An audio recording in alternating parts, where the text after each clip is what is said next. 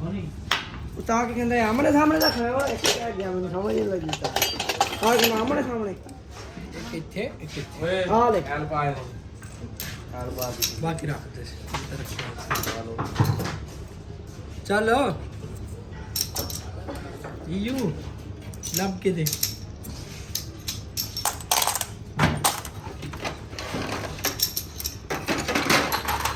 ਨਿੱਕਿਆ ਚਾਰ ਕਿੰਨਾ ਮੈਂ ਕੱਲ ਧੋ ਕੇ ਤੇ ਉਹਨਾਂ ਨੂੰ ਐਵੇਂ ਰੱਖਿਆ